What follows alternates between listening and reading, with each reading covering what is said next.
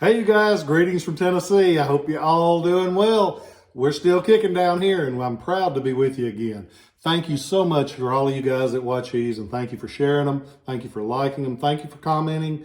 I'm very fortunate to have the opportunity to share these artifacts, pieces of history with you guys, because I love what I do, and you guys allow me to not only do it, but lead a good life, and I'm thankful.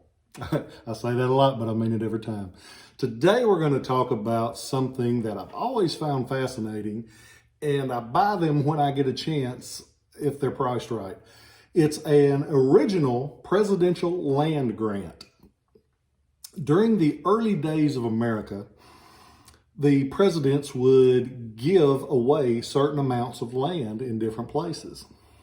You see these from Washington on up, and it makes an important thing about which president does them. This one was signed by the 5th president of the U.S. Which one is that? Take you a second to think about that. It's James Monroe. Monroe was important. He was the 5th president, served from 1817 to 1825. He was important because he was the last of the founding fathers that served as president.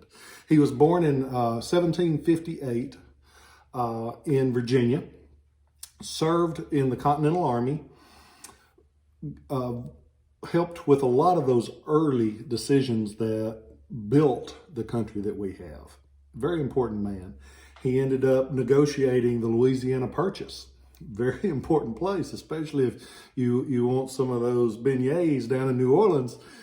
You might be having to speak French if it hadn't been for him. The presidents would grant land to different people. This one's from 1824. And what they are, they're a land grant. A lot of times printed on vellum, different kinds of paper. This one is pre-printed, and it has the blanks filled in. And sometimes you can read them, sometimes you can't. This one you can make out, it's not bold, but the signature is. This one's 1824, January 1st, 1824. He's given away 80 acres in the Terre Haute district of Indiana. He's given it to James Beggs of Clark County, Indiana. Kind of cool being they're still giving away land in 1824 up in Indiana, and you see them from all over. I actually had one the other day that was giving away land in Tuscaloosa, Alabama. And now I wonder what kind of Roll Tide fan is living on that land. But this one's Indiana, up in Terre Haute. It's got all of the blanks filled in. It's got the original seal down here in the corner, which is nice. It's an applied seal, looks like this. It's faded, but it is there. But what's special about it, down in this other corner, we have the James Monroe. James Monroe's the darkest signature on the whole thing. I mean, it's boom, it just jumps out at you. And it's kind of cool because Monroe was an important cat. He lived until 1831, so made it 7 years after he gave away the 80 acres. But it's important, and a lot of things help these to sell. One, which president signed it. Two, what area they were giving away. Because if you're in Terre Haute, why wouldn't you want this hanging on your wall? And three, the condition, because a lot of times when they use the vellum, the signatures aren't clear. And so the condition of them. And lastly, on this one, it's already framed. All you gotta do is hang it on your wall. A lot of times, if you've had something archivally framed, sometimes it can cost you more to get it framed than it does to buy the piece. This one is on ShilohRelics.com. I've got a couple of other presidential land grants that I hope to be writing up in the next little bit. I'm a little behind because I've got about 1,000 pieces that I need to write up, and it's just me.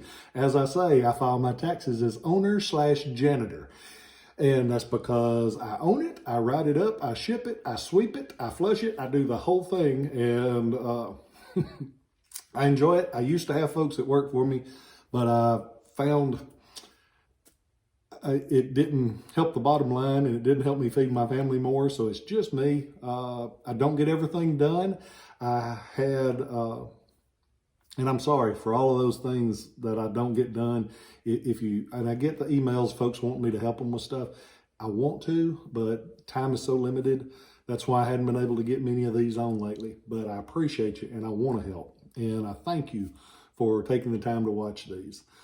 And I figured this was something that we could put on around Inauguration Day, because this country, it needs something positive to happen to it. We're having the inauguration of Joe Biden. I didn't vote for him.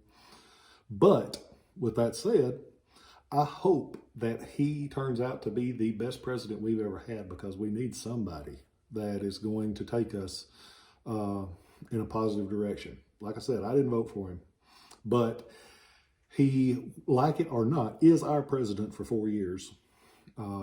So don't wish him bad.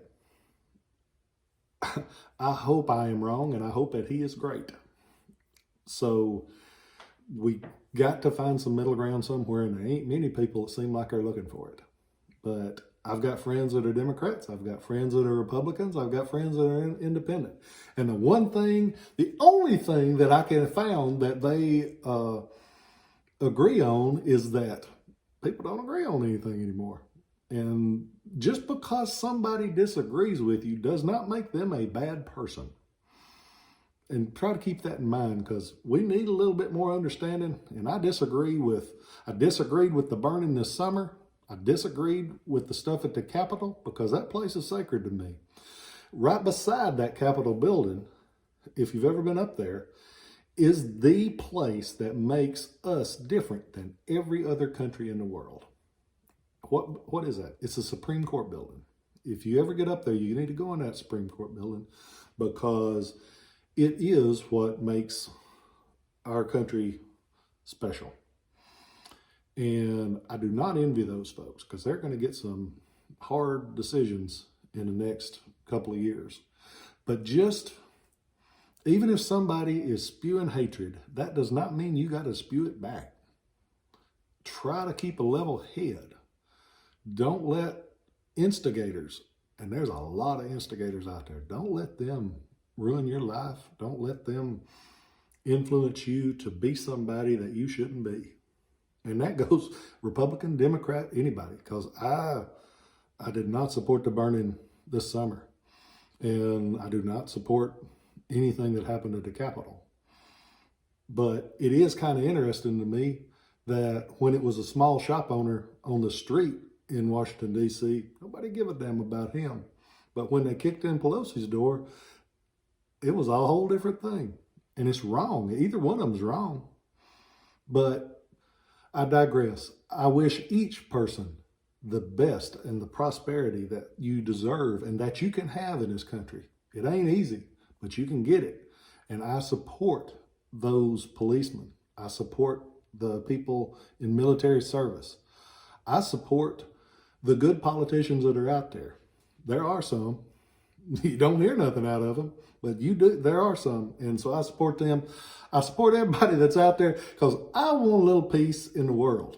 And I know that's asking for a lot, but we got to start with our own hearts. I appreciate you guys. I'll catch you next time. And remember, be kind and listen with your heart as well as your ears. Catch you next time.